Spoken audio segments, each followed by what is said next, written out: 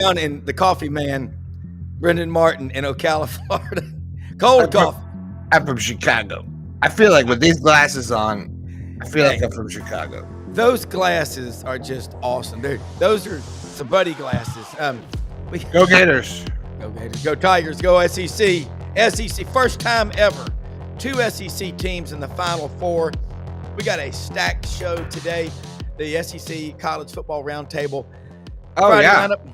Frank Duffy in Puerto Rico calling in. On Frank, Doug Dean in Birmingham. Kevin Scarbinsky, Scarbo Knows, catch his show right here on this channel. Kevin's going to check in from Birmingham. Jimmy Dykes, ESPN basketball analyst, one of the best in the country, will join us as well, half past the hour. Toward the end, late in the show, Brad Bellamy's going to tell us, you're worried about tariffs and what it's doing to cars. Landers and Ford are launching a new program. I got wind of this right before the show. I said, absolutely, this is a game changer, folks. Hey, It's a great new program. It's called Get Brendan a Car program. I heard. Yeah, I'm telling you, and people are worried, Brendan. Good program. They're worried about me not. They're worried about me not having a car. I know they're worried. I know. I get it. It's okay. Well, hey, mine the other day. The electronics on these new vehicles are kind of scary. My AC, I'm like, it's fine. Then it wasn't. Then it was fine. You trigger one little button. It's crazy. Hey, take a picture. Before we do that, Rob, I got an announcement for you. I didn't even tell you about this. It's very exciting. And it just came down the line, and it's got to happen right now. Go over there. We've been working with our brackets with ErnieSports.com. Ernie Sports, just like it sounds, the name ErnieSports.com. They're giving away 4 tickets. I got a call this morning to the national championship game. 4 tickets right now, just to our audience, the Buddy Martin Show and SEC Sidelines. If you're an Auburn fan or a Gator fan, you go. All you got to do, and I'm just letting people know, we don't get anything from this. Honestly, we're just passing along information. But these guys say, if you go to that QR code down there right now, and you just sign up, you drop a post in there because you have a little ace because you'll get a profile. You drop a post that say "Go Gators" or "Go Tigers." That count, whichever Auburn or Florida gets more teammates, Rob, that person's going to win 4 tickets to the national championship. So basically all you got to do is it's free. You just go in, sign up, drop a post, pull for the Gators, pull for the Tigers, and just our audience has an opportunity to win right now. We'll remind you more about it later. And also, I didn't mean to disrupt everybody there. Also, go ahead to Twitter if you want to follow us on Twitter. It's at Rob Brown _, and then make sure if you're not a Twitter person, if you're watching us, you can go to our YouTube channel, and that's a subscribe link right there. You subscribe, you get notifications when we're live. Sorry about all the announcements. We've got a whole room lined up, Rob, and I'm going to bring them all in right now. Oh, absolutely. I see Doug in Birmingham. No, he's in the Black Belt over there at the hunting camp. I'm in Cedar Hill Camp in Hale County. Damn right, over there. It's turkey season. Frank Duffy in Puerto Rico. Now, we've had listeners in Peace River, Alberta, which is a 42-hour drive from Memphis. Robert Weaver, when he was duck guiding, he would watch the show up there, he and his clients. Now we got Frank in Puerto Rico. Oh, wow. Doug. Hey, that guy's behind the times. Was that Tim Tebow's helmet? Is this the season we're talking about today? Yeah. What am I doing holding a Bama helmet? That is bad juju with Auburn. Look who else just popped in. Scarbo in the Magic City of Birmingham, U.S. Basketball Hall of Fame writer, the only one ever from the state of Alabama. And there have been a lot of great sports writers in Alabama. Kevin has his own Mount Rushmore, but we are not worthy. He lives by a simple motto. The only easy day was yesterday. And I heard him and Buddy this week use a term that I hold dear to my heart. I got a deadline. That's why he couldn't come on the show Wednesday, but we got him back with us today. Hey, Kevin, Scarbo, I got an admonition for you just for this one show. You can't be a good father and go Gator this whole show. You got sons there. You absolutely can, by the way. I'm kidding. Yes, you can. I would expect no less. I'll give you. I love my sons, obviously, but I'm all about this bracket. And the last team on this bracket, I don't know if you can see that, it's the Auburn Tigers. It's going to be show it up again. Put it up there again, Kevin. It's going to be a war team right here. You notice I had this team, the Crimson Tide. Yeah. and Auburn in the final. I also had Tennessee and Alabama in the final, obviously. But see that national champion right there. You don't get off the horse that brung you, or stop dancing with the one that brung you, or whatever cliche you want to use. Yeah. That's right. To me, that Auburn Florida game shapes up to be just epic. Start to finish. It is going to be a wild one, guys. And Jimmy Who's Dykes having piano lessons today? That's what I want to know. Who's got piano lessons going? Some kid just hopped up on a piano. Oh, okay. I was flashing back. I didn't know. Frank, I thought you were live from Shakey's Pizza. Hey, Liberace, give me a break over here, for God's sake. Doing a friggin' show. Yeah. The mute button is your friend. No hablo inglés. Hey, guys, Kevin and guys, Jimmy Dykes from ESPN, one of my favorite analysts, is going to join us about 1:30. I'm going to tell you what, it's basketball next week, folks. I know it is college football spring practice. I think this is the furthest we have gone into the cave without talking about football. But Hut is coming back next week. But today it is all about the round ball basketball that Mr. Naismith started the game. Can you believe we're uttering those words? Yeah, it is. The state of Alabama. Billy Joel just hauled ass, so I'm good. Okay. Kevin, Final Four, the big one. You got the Gators, the Tigers, Duke, and Houston. And, wow, what do you think? Well, I think this is exactly what college basketball should be. I don't understand anyone who's upset because there's no George Mason or VCU or Butler in the Final Four. Don't you want the four best teams? How many times do we have this debate about college football? Don't you want the four best teams playing in the national semifinals to decide a national champion on Monday night? At least I do, because we're more likely to get really, really good games. And look, I'm not discounting those stories. Those are great stories. But those teams, when they get here, generally get run out of the building. We don't want to see anybody get run out of the building on Saturday or Monday night. We want to see high-level, high-intensity, championship-level basketball. And I think that's what we're going to get. Yeah, for 6 hours. Yep. I think they're I'm going with this, Scarb. A few that are in San Antonio practicing for this game that might like weaker competition so they could cut the nets down. Because I don't care which of these four you are, you understand very well your task is monumental just to get to Monday night. Yeah. You got a gauntlet. You got to play. You got to play some of your best basketball, if not your absolute best basketball, on Saturday and then again on Monday night. And which team can stay at a high level the longest is probably going to be the team that cuts down that last net on Monday night while the confetti's falling and they're playing one shining moment. Well, in this Duke Janai Broome battle, National Player of the Year, and like Doug's mentioned, the vote's already in. I mean, it's going to come out April the 11th. Janai Broome's health, at this point, you don't keep that guy off the court, do you? He'll do whatever. Well, they talked about that yesterday. They had some press availability for several of the teams out there in San Antonio, and Janai was asked about it. Bruce Pearl was asked about it. Janai said he's good to go. He said he'll be 100% by Saturday, which is what you would expect him to say, even if that's not the case, if he's 90%, if he's 80%. Look, 80% of Janai Broome is better than 90% of the players in the country. If that math works out. Has he, like Kevin, with this monumental year, I mean, he had a double-double, for Christ's sakes, at halftime against Sparty. Has he ever had a game since midseason that he really was 100%? I don't think so. I don't think.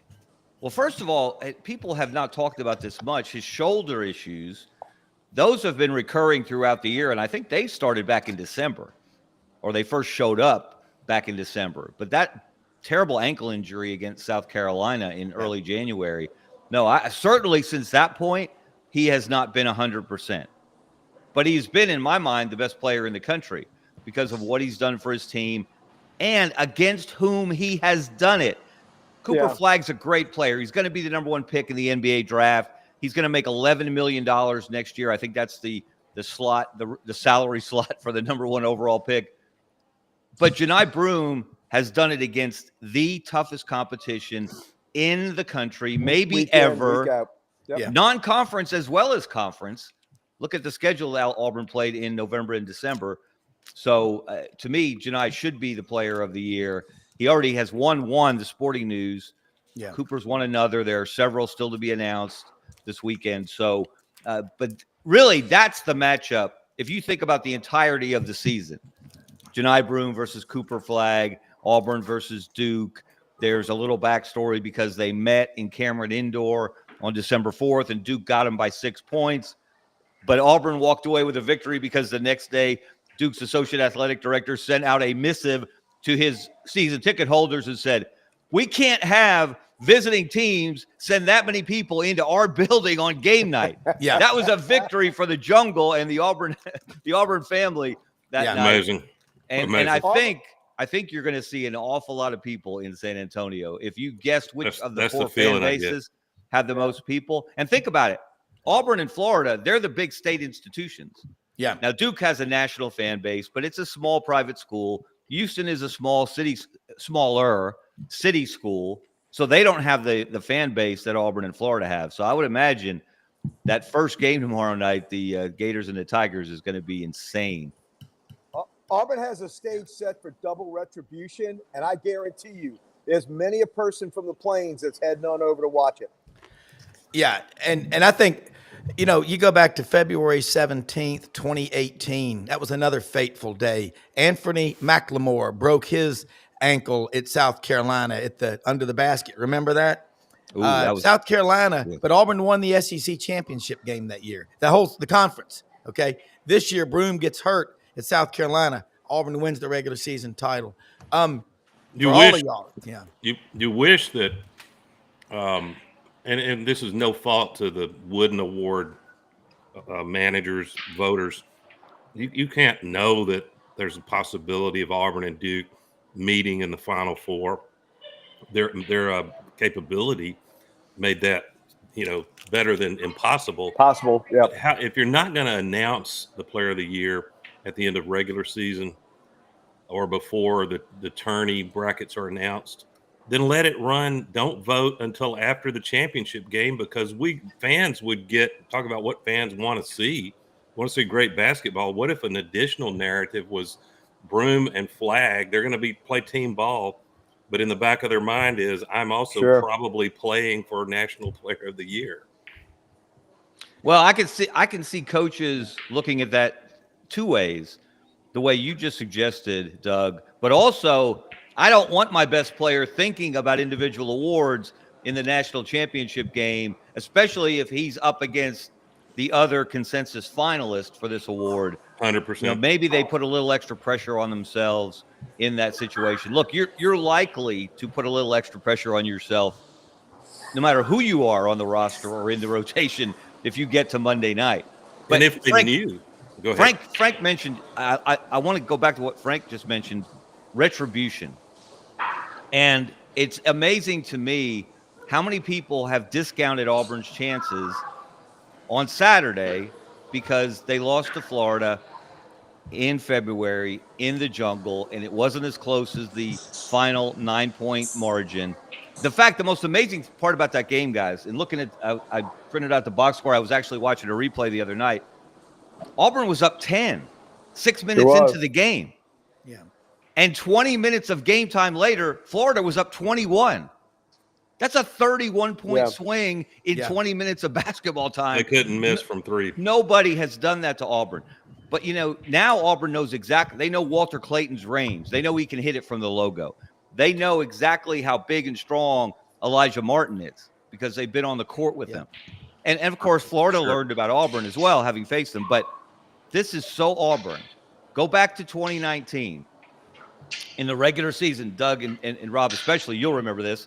Auburn played Kentucky twice, got beat twice. Close game in Auburn, and got run in Rupp Arena. What happened when they met for a third time in the Elite Eight?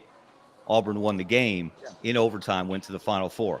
Last year, Florida and Auburn met once in the regular season in Gainesville. Who won the game? the Gators by about 15 or 16. What happened when they met again in the SEC tournament championship game? Auburn won by about 19. Yeah, 19. Yeah. So that was a 35-point swing from one game to the next. So I think you're in, certainly from a motivational standpoint, you've got a great advantage when you have lost the first meeting or the first two meetings. Am I crazy thinking that? No. Or is that so Auburn? I And Bruce Pearl's going to pound that in that locker room, especially in that pregame. If you remember that Kentucky loss in 19, Auburn lost by 27 at Rupp and reeled off 12 straight wins. And yeah, you cannot let your past rob you of seeing the future, but you also don't forget things. And the politics, the greasy, sleazy, slimy, dark side of basketball officiating reared its head. I mean, it does. And you can't get every call right, but we've all seen it. And I do think Bruce Pearl is motivated to win this game, but you remember your past. And there's a narrative out there against Bruce Pearl for something that happened when he was at Iowa with Illinois. Hey, get over yourselves, people. I mean, that's ancient. It's pathetic and petty. Yeah. Well, by the way, the second hardest thing in sports to do is to beat a great team twice. We learned that with the Alabama LSU football game in 2011. But besides hitting a baseball with a baseball bat, a non-torpedo bat, I might add, that is the second hardest thing to do in sports. But the fact that Auburn knows what Florida is and saw it firsthand, and to Scarbo's point, had a 31-point swing in that game that Rob, you and I and Doug were texting during that game. We watched every play of that. And it was right after I texted, oh, look, your boys came ready to play. And about 5 seconds after that, Florida went on their run. I think that gives Auburn a distinct advantage in this game. And look, Broom's going to play. It would take a meteor to keep him out of this game, both of these games. He is absolutely going to play. And I think it's going to set up for the game of the tourney. This Florida-Auburn game I think so too. is going to be it's going to be the de facto championship game, in my opinion. Look, with all due respect to Duke, but iron sharpens iron, and this game is the culmination of one of the greatest regular seasons and tournaments that we've seen ever in NCAA basketball, and that is the SEC this year. And I think the team that wins this game is going to come out of this and cut down the nets on Monday night. Isn't that as it should be? No slight to any other conference, but every conference, if you inject their veins with truth serum, would say, SEC sodium pentothal. SEC was dominant all year long. I think we all understand Duke. If you go by eye test, because we've got limited body of work to say how good really is Duke, but your eyes will tell you they look awfully good. None of us should be shocked if Duke cuts the nets down, and none of us should be shocked if any of these four teams cut the nets down, and that's what makes it really exciting. As for the retribution factor in any game, Scarbo, I think it's often overrated. But I look more at was there any deficiency Auburn had when Florida kicked their rear end Neville that is not the case now? And I think Denver Jones was not full go. I think he played in that game, but he himself was coming back from injury. That's not to in any way diminish Florida played a nearly perfect game, and God, were they on fire from three. And if they're like that again and Auburn can't run them off the 3 line tomorrow, it's going to be a problem. Also though, in Florida's favor, Elijah Martin didn't play in that game. I think he had a hip pointer. Micah Handglotten had not come back yet. Yeah. So now you've got another 7-footer in that mix of bigs that Florida has that are just so good. Now he's a little different. He's not going to step out and hit the 3 like Thomas Houck will, like Alex Condon can, but he's a big body to throw against Janai Broome. Yeah. And so those are advantages for Florida that they didn't have in that first meeting. You know what intrigues me, guys? Love to get your opinion on it. I think that it's possible in this fight, if you look at both games tomorrow, and it could come into play depending on who wins, that makes it to Monday night. I think that two of the teams potentially, this is called a teaser, Duff, potentially have a problem with youth, too much youth. I'm not talking about a player. I'm talking about the head coach. And I'm interested to see, and coaches have limited ability to impact these kind of outcomes. The coaches will tell you. Sometimes I think they're trying to get off the hook at how well they did or not. But that players win games, how players execute will decide. And that's true. But there are coaching moves available as you plan for the game and during the game. And I'm betting on the old guys. I'm not counting out Kelvin Sampson's Houston. That's He's right. seen it all, brother.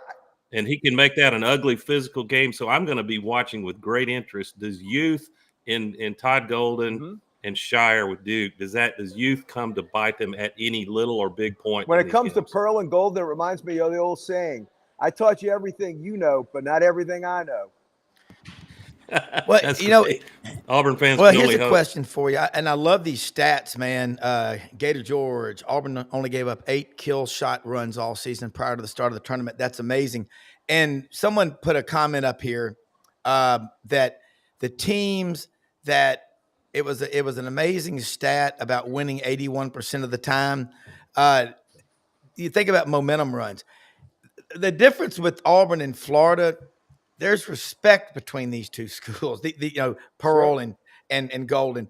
And look, you know what my bracket was? Michigan State, Florida, Houston, Alabama. Florida beats Houston. Florida cuts down the nets.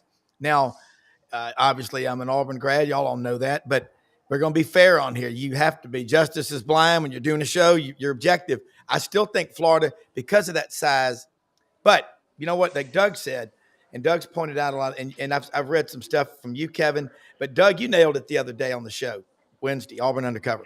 It's not Duke's fault that the ACC sucked this year. You can't hold that against them. Play who you could play. Yeah. I think those were my exact they words. were. No, Scarbo. I'm not proud. Here. We were here. By the way, Scarbo's the only one among us this week that talked to Winifred E. Wimp Sanderson. By the way, a great podcast that you did this week with Wimp Sanderson. Kind of get his thoughts on what he thinks was going to happen in this Final Four, because he didn't get there, but I know who he wants to win. Who he doesn't want to win. Who doesn't more accurately. Yeah. Well, he thinks Florida has the edge against Auburn because of its size, its ability to defend in the post, to throw different bodies at Janai Broome. Like I said, now they have Micah Handlockton, which they didn't have back in February, and he's a really good defender and rebounder. So his theme really was, though, and he's right.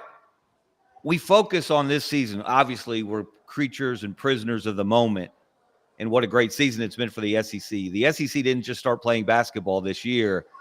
And the 80s, when I got into this business, was a golden era as well. Sure. It was. And you look at the coaches, Dale Brown at LSU, Wimp Sanderson at Alabama, Sonny Smith at Auburn, Hugh Durham at Georgia, et cetera, et cetera, et cetera. Norm Sloan at Florida, who'd won a national championship at Dale NC Brown State. at LSU. I mentioned Dale right off the top. Yeah, Dale is, I still remember Dale. You know, Dale always had a story. There was always a story beyond the game, beyond the sport with Dale. And it was an SEC tournament. I want to say it was 87 in Atlanta. And that was Alabama's best team under Wimp. That was the team with Derek McKee and Mark Gottfried and Jim Farmer, et cetera, et cetera. And they won the regular season and the tournament. But I think that was the one where Dale said he didn't sleep the whole tournament. He stayed awake the entire tournament. He had people visiting with him, sports writers, anybody who wanted to come visit with him in his hotel room to keep him up. That was his vow. He was not going to sleep, and he didn't, and he got him to the championship game. And then, of course, he got him to the Elite Eight in the NCAA tournament. Nikhil Wilson doesn't hit that jumper. We go to the Final Four again. Before they lost to Bob Knight in Indiana, the Evil Empire, and then the Hoosiers went on and won the national championship. Keith Smart, the JUCO transfer. Correct. I was listening to Wimp, and if any Auburn fan probably has a part of their brain that says, my job is to not like Wimp Sanderson, and the other side feels the same way about Sonny or Bruce. It's just the rivalry. But I like Wimp's knowledge of the game and his Coffee County, Alabama humor. and he was on Jocks the other day. I texted Robin Duff with this. Wimps, he was talking about how fiercely Houston will defend you. And I don't know if y'all saw the clip, but they're practicing in San Antonio, and Sampson has them diving on the hardwood floor to fight for loose balls, and they could get injured. He doesn't care. They're getting ready their chance is to create a rock fight. Correct. Wimp Sanderson says Houston will slap you naked and hide your clothes. All right, let me say something real quick. A segue. Winter Timber Outdoors, folks. Doug Dean, he's a turkey hunter. It is turkey season. Get out to Winter Timber, Athens, Alabama, building a store in Auburn. Expected opening date in June, but they're going to build them all over the SEC footprint. Open every day of the week. Shotguns, rifles, handguns, turkey calls, all of them. Slate calls, box calls, diaphragm calls, the gear, the shotguns, the turkey loads. I love the migra loads. That's right. That gobbler comes up in there. I mean, it's like running through the tunnel at Neyland Stadium on a football Saturday. Look at the gear. Sitka, Duck Camp, Dixie decoys, head to toe, Yeti coolers. They've got them all for the outdoor life, for the great life.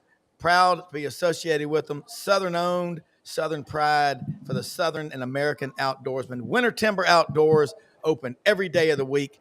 Check them out on our website as well. Turkey time in Tennessee. Yeah, it is. It's football time in Tennessee. And Kevin, the thing I don't like about the tournament that I don't like, this is a real picky thing.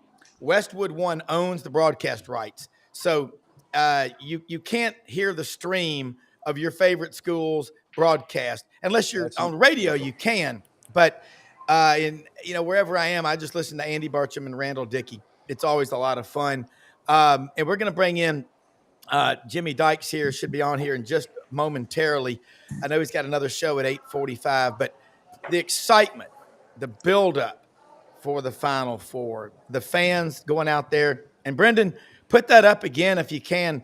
A chance for people to win 4 tickets to the national championship. This is a huge opportunity.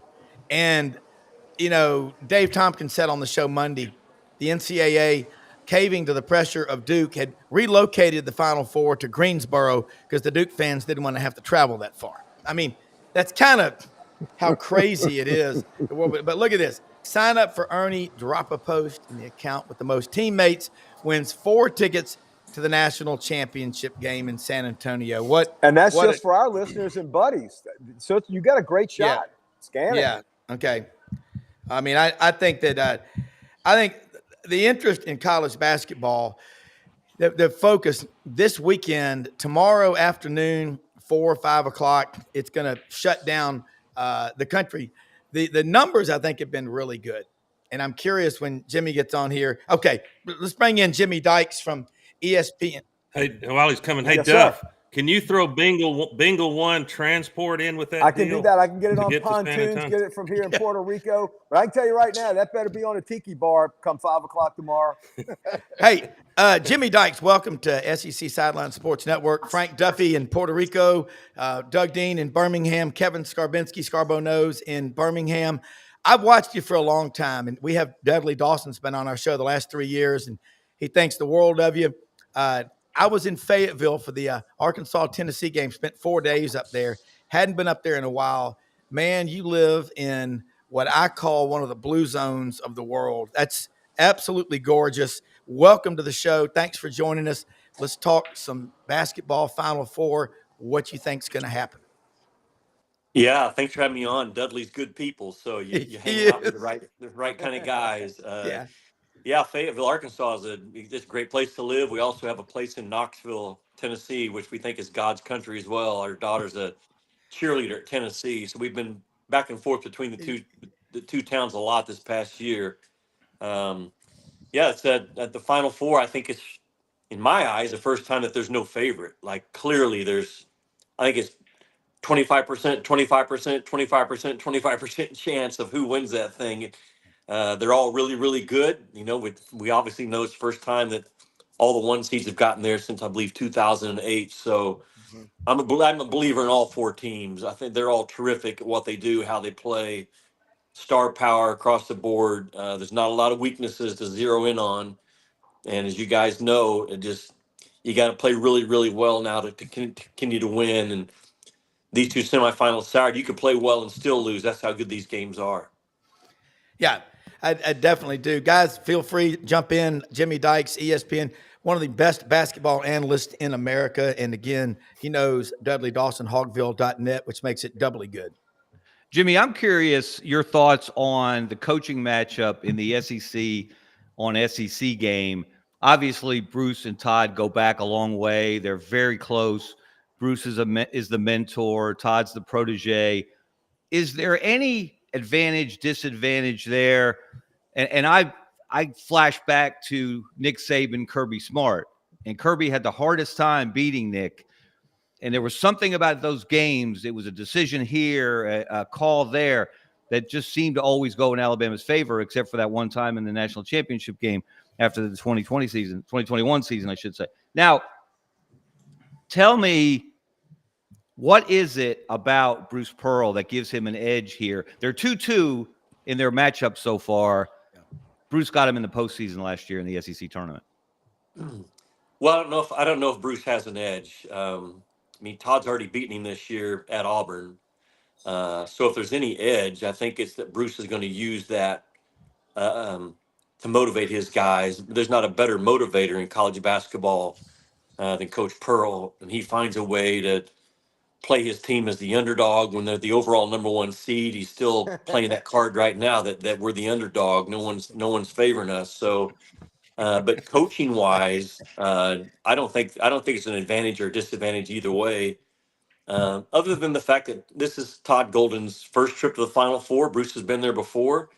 So maybe the preparation, the anxiety, the nervousness, maybe Bruce handles it a little bit better because it's a bigger stage than Todd's ever been on. But you don't get to the Final Four and have the success that Florida's had without being very, very well coached. So there's no secrets. They both know each other's program inside and out. There's no play calls now that are going to catch anybody by surprise unless it's a baseline out of bounds play they maybe put in this week. So I think it's boiled down to who plays the best and foul trouble and things like that always come down to in big games. Yeah, Doug. Jimmy, first, Doug Dean of Birmingham. First of all, great opportunity to tell you, I love your work on air. You've got high basketball IQ, and yet you keep it at the 8th grade reading level for most of us. That's because that's what I am. So I got to keep it at the level. No, I'm not implying. No, you're a genius. I'm not implying it. I'm not implying that whatsoever. And then you bring some great fun and energy on the big plays. So I wish you were on the call this weekend for at least one of those games, but. Educate us amateurish analysts or fans that something Bruce likes to do, and I think the other coaches, I haven't watched them closely enough to say, I think they'll do it sporadically, but sometimes when Bruce is defensively is facing a lethal three-point shooter, and Clayton and others with Florida certainly fit that description, he will send Broom out to the 3-line or Cardwell. And when you do that, you're choosing a risk, I think. I'd love you to talk about this. You're vacating the glass, and there's a risk that you don't get a defensive rebound. So what's the calculus going into this game, Auburn, Florida, related to the bigs defending the arc? Well, I think, first of all, if you're talking about Walter Clayton Jr., it starts with Denver Jones. And that's the one guy that Denver Jones couldn't handle. If you go back and look at all the matchups, Denver struggled to cover Walter Clayton Jr. And Denver Jones is one of the best perimeter defenders in the country. So I think it's going to start with that part, how well you can you have to win your individual one-on-one matchup in games like this. And I think that's a big one to have our eyes on early, that Denver Jones, Walter Clayton Jr. matchup. And then, like you said, there'll be a lot of switching in this game. There'll be a lot of guys just making plays. So the luxury that Bruce Pearl has is he has a 5 guy in Dylan Cardwell who literally he's one of the top 15 defenders in all of college basketball, regardless of size. So that's a big reason why Auburn's in the Final Four. They got one of the top offensive efficiencies and defensive efficiency teams in the country, but it's because of the versatility They have offense, but the versatility defensively that Bruce has, they should have learned something the first time they played Florida in terms of not letting Walter Clayton Jr. just go nuts. But at the same time, Walter Clayton Jr. can just go make a play. You know, he's not a guy you have to run plays for. He can just go make a play. So it puts your defense in a real bind. Was Golden doing something uniquely with screens to get Clayton open looks that you saw? Nothing they haven't done all year. You know, Todd Golden is a great offensive mind, with spacing on the floor between Walter Clayton Jr., Will Richard, Elijah Martin, Aberdeen when he comes in, and then when guys like Houck are on the floor as well, like they just put you in a bind at all positions, because you got to respect those guys on the perimeter, including Houck, and then all of a sudden Condon's loose on the inside, or now Hanlockton's loose on the inside. So it's going to come down to, I think it'll be one of those last who has the ball last possession type games. I just think there's a lot of separation between the two teams. Frank, Jimmy, you talked about the big stage. The one guy, even though he's a freshman, that doesn't seem affected by the bright lights is Todd Pettiford for Auburn. He's been so good in this tournament. He's really only had one bad game I can recall. That was Tennessee in the SEC tournament. Can he be a difference maker in terms of his shot making ability, and just when nothing's working, he can go get you a bucket? Yeah, he's shown that in this tournament. A lot of props to that kid for not starting. I don't think he started one game this year, but there's no effects of that at all from him. Like he's all about the team, and he would start for 90% of the teams that were in the NCAA tournament this year. He's that talented. The one thing that Florida has is bigger, older, physical guards. And that's something that no matter how good Pettiford is, or any freshman guard that's at the high level these days, you're always concerned about the physicality of the game. And Tahad's not the most physical kid, but he's quick. He knows angles well. He plays fearless. So I just think you have to expect both teams to play their very best. And I think if they do, like I said, I think it comes down to who has the ball last and who gets the last rebound or who gets a tip in, something like that. Jimmy, since most of the analysts that I've listened to, at least, there are a few exceptions, have come awfully close to writing off Houston. That might be too strong. and that's understandable. As good as Duke looks, their length, they're just amazing. And they've got Flagg, who is right there with Broome. You'd probably give a little edge to Flagg to win the National Player, the Wooden Award. We'll see. It's the 11th announced. But what is Houston's chance tactically in terms of style of game? What is Houston's chance to take down the Blue Devils? Yeah, I think they have just as good a chance as Duke does taking down them. Honestly, I don't buy into and we're guessing right now a little bit, but I don't buy into the fact that Houston's got a real uphill battle here. I think Duke's got an uphill battle as well, because the physicality of Houston is something that Duke has not seen all year, not one time. And I know the length of Duke could cause a problem for Houston. Houston's not an overly big team, but they play way bigger than they are. And their defense at times is jarring. It's relentless. It sometimes takes teams a while to adjust to it. Not that I expect Duke to take a long time to adjust to it. It's a very talented, big team. But I have talked to teams that have played Duke this year, and they say the one thing they're concerned with is the lack of speed at the point guard spot for Duke. The lack of guys that can just blow by and go make a play. And I think that's what happened to Tennessee. They got exposed. They didn't have guys that can just break you down and go make a play instead of having to run plays. So I'll be anxious to see if Cooper Flagg can go win his one-on-one battle. Can Con Knippel win his one-on-one battle? Can Proctor continue to do what he's done in this tournament with a just the same size athlete, physical kid all up into him? So if I'm Houston, I play all those clips of all the analysts that are saying this game's an overmatch. And then turn that pack of dogs loose that Kelvin Sampson has, because he's playing with a pack of dogs is what he's got. Frank, jump in here real quick. Officiating Jimmy's got about 2 minutes. Yeah, diving on the floor for loose balls in practice, like they're hungry dogs. You're exactly right. By the way, Jimmy, I want to parrot what Doug said. We love your work. You do a fantastic job.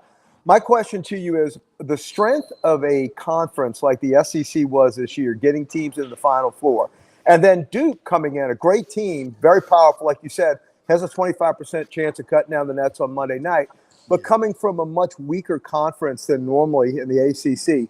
How do you speak to that when you get a team this deep into the run, based upon what they went through in the regular season? Is it something that's really far in the rearview mirror, or is it something that you have to factor in when you get to the Final Four and then to the championship game? Yeah, well, I think the only thing that we can still factor in now is the fact that Duke has not been in a tight, close game. And the 2 or 3 times we saw them in those games this year, they stumbled. Like they fell, they stumbled. I will be very surprised if Duke wins the whole thing, that they win by double figures both games, Saturday and Monday. I think they're going to be in that tight spot with a minute to go, and we'll see where they go with the ball and how they finish off a game, because they have not been tested. The ACC was historically bad this year compared to where they've been in the past, and the SEC has been historically good. So with that being said, Duke's playing a lot of minutes with 3/4 freshmen. So there's still some question marks about Duke in terms of how they're going to hold up on now the biggest of the biggest stages. But I've kind of talked not negative about Duke, and maybe have pointed out some issues of concern.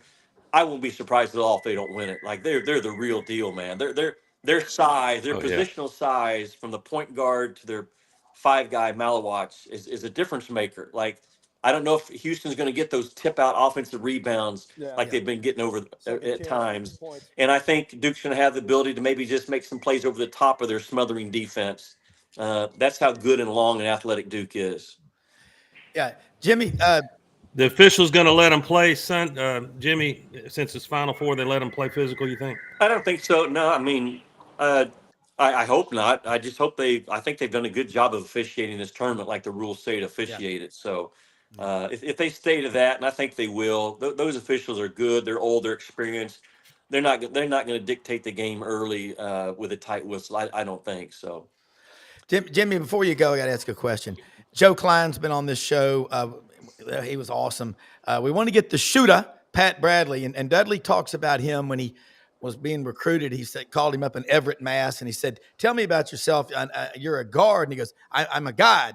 And he said, "Well, I mean, you're good, but a guide. He's from Boston. But do you and Joe Klein and the shooter ever get together and talk hoops with Coach Cal? I mean, what y'all, the three of y'all, the Arkansas trilogy. I live in Memphis, so I pay attention. I'm in Arkansas right now at the farm in Parkin, and I'm telling you, this state, my wife said, I love living in Arkansas because the weather and everything is just high energy. But how much fun do you have? And you're welcome anytime to come back on the show. I know you got to go, but just address that quickly before you leave us. Yeah, those are two good friends of mine. We're not physically together a lot because it's because of the nature of the job. Yeah. But I think I think we all three have a good relationship with Coach Cal, to your point. I mean, I have a great relationship with him. I know Cal's very happy now in Arkansas. This change has kind of rejuvenated him and put an edge back on his shoulder. He had a great turnaround to his season. So, but you're mentioning 3 of the greats of Arkansas. You should not mention Jimmy Dykes in the same sentence with Joe Klein and Pat Bradley. Those guys actually played. Those guys actually got to take their uniform, their warm-up off in games, as opposed to me. So, hey, guys, I do have to run, but it's great to have me on. Thank you very much for the invite. Man, always welcome, man. Have fun up in Knoxville. My wife's a Vol. Take care. Okay. Guys, that was great stuff. He's so good. He really is. And working on getting the shooter, Pat Bradley, on. Maybe we can get him on Monday. Brad Bellamy, join us now. You got some programs. Bradley, what's up, guys? Final Four weekend. Are we all driving out there together in a new expedition? Carpool? Hey, I want employee prices for your Ford. You got it. You got it. Tell us what's happening, man. So, Ford, there's been a lot of hubbub about tariffs, guys, and everything going on. Different manufacturers have come out and said, hey, we're going to be putting some addendums. We're going to be adding stuff. Ford is doubling down on everything going on, guys. There's no more highly built vehicle in the United States than America, Ford. baby. They're the number one manufacturer in the United States. There's more Fords built by Americans for Americans than any other brand. And over 80% of what Ford builds actually gets built in the good old US of A, guys. So what Ford has launched is employee pricing for everyone. It started yesterday, and we're super excited about what that's going to bring for our consumers. Ford has never had employee pricing for everyone. This is the first time in history that they've ever done it. About 10 years ago, they did friends and neighbors price, but you're looking at a significant difference between what Ford employees pay and what friends and neighbors pay. So the program launched yesterday, and at Landers, guys, we're not just going to have employee pricing for everyone. We're going to beat employee pricing for everyone. So every vehicle line that's included in the program, we have less than A-plan price on them. 24 F-150s, we got $2,000 less than the A-plan price. 2024 Rangers, we got $500 less than the A-plan price. So those 24s we still got. We're moving those out. We're making great deals on them. The 24 Expedition, $2,000 below the family, the A-plan price. What is not included, guys, and it doesn't need to be, is the 25 Expedition. Oh my gosh, it's incredible. Our first few rolled into the dealership on Wednesday. Within an hour, we had some folks from Briarcrest here. She bought it. She had 3 of her friends come up here. I got another one going this morning. They're unbelievable. One of the coolest new features to me is, it's not always the most comfortable thing to sit in the back row of your vehicle and watch the sunset, watch fireworks, sit in the back of it camping. Ford has actually provided a bench that extends on the back of it, so you can sit there in the back of your vehicle and have a great tailgate experience. Real tailgate. There we go. So there's a little lip now that folds down, and it's super comfortable to sit there and just have a conversation with your friends over a morning cup of coffee or maybe a late night brew. But man, we are so excited. Come out, check it out. We are we're open for business, and all of our team is super excited. We had a great day yesterday with people coming in despite the storms. I mean, Rob, the storms we had yesterday were insane with the straight line winds in Carterville. Yeah. And Wednesday night, I mean, we had 3 tornado warnings, 2 at the same time here in Parkin. Hunker down. It was wild, but Old Glory will be flying at Poplar and Houston Levy. I know that's been a big topic, but one thing about it, guys, when y'all go to Landers, it's a ginormous lot. It's so clean on the inside. I told Brad, I went in the service department. I'm like, it is so clean. It reminded me of Christian Brothers High School when we were there. You could eat off the floors, and Brother Adrian would sweep Walnut Grove every morning at 5:30 a.m. LandersFordMemphis.com. And man, I'm looking forward to going to see Sturgill Simpson next Friday. Look at that helmet. Hey, Brad, just for you, Brad. Hey, you need to update it when that's exactly.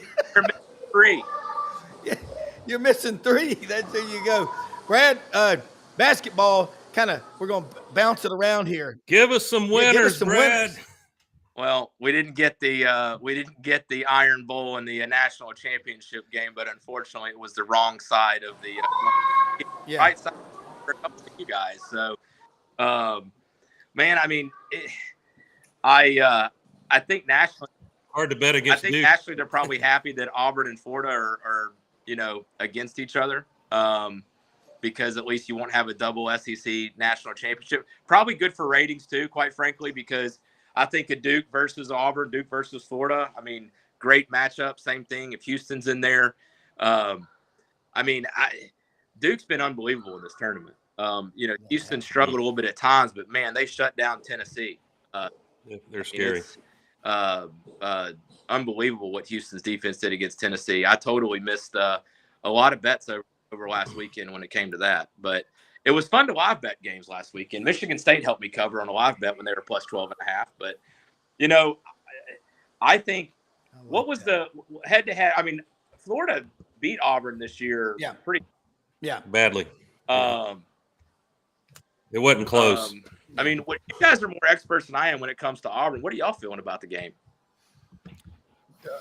We've on the show so far this morning, I think the vibe has been toss-up game. Maybe all four of these or both of these games are toss-ups. It's hard to feel overconfident as an Auburn fan when you've watched Florida play. The only thing my confirmation bias is teasing me to want to believe, which is probably not accurate, is that during the tourney, Florida has had a couple of near-death experiences. You know, they haven't been – you can't call them dominant, and give UConn, Danny Hurley, give Texas Tech credit. But the question is, do they relax now that they're in the Final Four? If they do and they play Florida basketball, it's going to be a problem for this Auburn team. But I just think it's there's a reason the line is Florida -2.5. Yeah, Brad, Close. right before you were on Jimmy Dykes, his opening statement was each of these teams, I think, has a 25% chance of winning. And by the way, Brad, Kevin on this channel, Scarbo Knows on his show on our channel here, had Wimp Sanderson on earlier this week. That was, go back and watch his podcast. That was awesome. Kevin, what do you think? Well, I would echo what everyone else has said. It would be a surprise to what Jimmy Dykes said. I think it would be a surprise if anybody, he mentioned Duke in particular, if they won these two games Saturday and then whoever they would play Monday by double digits. I don't see anybody running away from anyone. I don't see anyone doing what, as Brad mentioned, what Houston did to Tennessee in the Elite Eight. That 17-0 run that Auburn put on Michigan State in the first half in the Elite Eight. I think they're going to be more like the Florida UConn, Florida Texas Tech games, where you really don't know with 2 minutes left who's going to win. And it's going to come down to somebody making a play. And that's, if you're Auburn, that's scary because nobody is a better clutch player, not just in the Final Four, but in the country, than Walter Clayton Jr. I can't argue. No one's talked about they're playing in a football stadium. I don't know if y'all have been in the Alamodome. I have not, but the sight lines can be different. I know they get to warm up and practice there, but you may see one or more of these teams put a little heavier emphasis on taking it in the paint and trying to get points inside and not trying to depend on 20, 25 plus 3-point attempps. That'll be interesting to watch. I think more likely that's Auburn. Do you think that gives Houston an advantage because they just had to do that for the last two games? You know, they had to do maybe. They're going to make it a rock fight, an ugly, grinding kind of game, hoping a low-scoring game. And I don't know that anybody can force Duke into that, but I think that's Houston's both chance. Both of these are going to be trench warfare. It is very different. That's a good point about playing in a football stadium as opposed to a basketball arena like State Farm Arena in Atlanta, where Auburn was for their regional. It's just a different vibe. It's just so vast. The backdrop, the amount of space, it just feels artificial. It does. It doesn't feel like basketball. It takes time to adjust. Sometimes the court is elevated. Kevin, isn't the court elevated and sometimes? that has always bothered me. From a player safety standpoint, the possibility of, was it Kevin Ware? I don't know if that was the issue. Kevin Ware from Louisville, who in the tournament had one of the worst leg injuries we've ever seen some years ago. And I don't know if that had anything to do with playing in a dome or not, but it's a different vibe and it takes time to adjust. It takes time to get comfortable. That's why if you come out, and Florida has started very slowly in its tournament games. Auburn did in a couple of them as well. I think an early start, despite what happened in Auburn, where Auburn jumped out by 10 on Florida and then Florida completely flipped the script and just ran away. I think that early first 5 minutes or the first 4 minutes till you get to the first media timeout, don't fall behind 10-0. Don't give up a kill shot. And by the way, one of the viewers has correctly pointed out those kill shots, which are 10-0 runs or more. It's Evan Maya, evanmaya.com, Evan Mayakawa. He's the one who compiles that advanced metric. And Auburn's great at not giving them up. Florida's great at creating them offensively. So something's got to give. Which side, can Auburn keep Florida from doing that, or is Florida going to put a couple of those together? Think about it's hard enough to beat an excellent team on a level court. You give them a 10-point edge early, you're running uphill for the rest of the day. Brad, address this with the over and under. You and Frank, y'all speak that language about as well as anybody, but I think it's 159.5 for Auburn, Florida. I mean, what's the status? Is Broom completely healthy? What's the status on him? He's good to go. He's ready to go. He won't feel any pain. He's telling. I don't know if Broom himself knows until he gets in a game, and it's his non-shooting arm, which is better than the opposite. But he is telling reporters that he will be 100% by Saturday. So the players say that because they want to believe it, and it's not entirely the case. I don't know. We're going to see him in action early, and that's certainly an X factor. He's going to reek icy hot. He'll be good. There's been a lot of overs this tournament because of the way the games have ended. There was one the other day where I think they put up 25 points in the last 2 minutes of the game because of all the fouls and everything else. If these games are close, I think they both stay under. Me too. I think a team that's up 8, up 7, up 9 with 2 minutes to go, then I think that the Florida Auburn game especially has a chance to go over. But I mean, in Auburn's case, in Florida both, I think at this point in time in the tournament, having a close game helps you.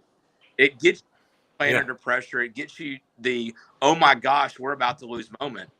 Auburn had it in the Sweet 16. Florida had it in the Elite 8. I mean, the Connecticut game, they were down, but I never felt like they were going to lose that game. And then they got up big enough at the end to where it was, a couple of shots that made it be closer. But I like the unders in these two games. I think the arena causes players to not make as shots, especially three. And if you can get an under bet on the first 4 minutes in Auburn, Florida, I would love that. I think these two are going to stand off like two heavyweights and feel each other out in those first 4 minutes. If I'm a player, what would worry me in Auburn, Florida, maybe less so Duke, Houston, is you take the under, and it's not impossible. It's a game that can go to overtime, and then you're having to hang on to win the under. Brad, y'all going to have the TVs on out there at Landers Ford all weekend, aren't you? Also, just one other thing going on. There's a lot going on in Memphis this weekend, but one thing I just want to mention real quick. There's a local charity organization called Agape Child and Family Services. They work in specific communities to help get families out of poverty. Having a huge event. It was supposed to be at Shelby Farms, but because of all the weather we've had this week, it's gotten moved to Sycamore View Church of Christ. We're off Sycamore View. 35 churches from around the area getting together. Black churches, talking about hope, talking about bringing folks together and making a difference, getting folks out of poverty. And so we'll be out at that. We're giving away free crumble cookies to the first 500 people who show up. And we're going to have a brand new expedition on site as well. People can see that. But organization that we support, I'm actually on the board of it now, and just making a lot of difference. Governor Lee is a huge fan, and our CEO David Jordan is actually working with him on some future plans for Memphis and trying to get things better here. So Governor Lee was a Kappa Alpha mechanical engineering graduate from Auburn University. Good man. Brad, where did you grow up? Deep South? Where are you from? Here in Memphis. Outside of Yes. So I was born in Searcy, Arkansas, and know highway very, very well. I went to school over at Harding University for college, and lived in Michigan for 12 years, worked on the corporate side of Ford. So I've gotten to experience the brutality of being in a Final Four and a regional when they're playing in Ford Field. And it's not great for fans either. I mean, we had lower level seats, and I still feel like I was a mile away when Steph Curry just barely lost to Kansas the year that they beat Memphis in the national championship game.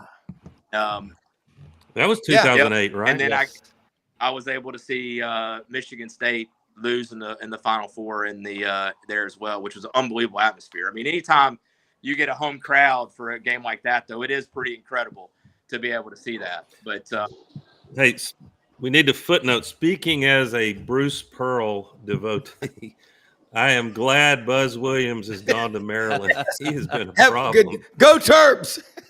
Hey, The fear of the turtle.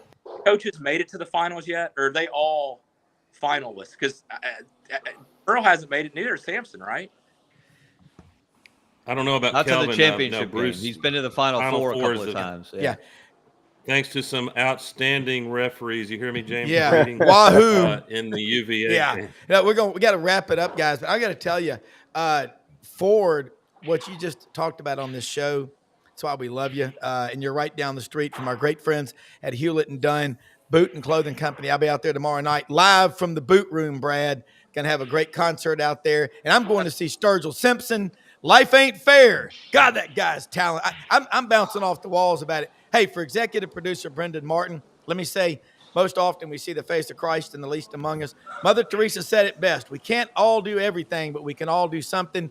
Follow Brad's lead. Support Agape.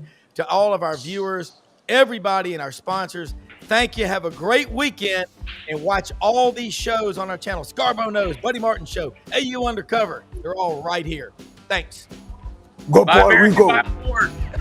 Go Puerto Rico. Be careful down there, my friend. That's right. Go AU. Two pina coladas.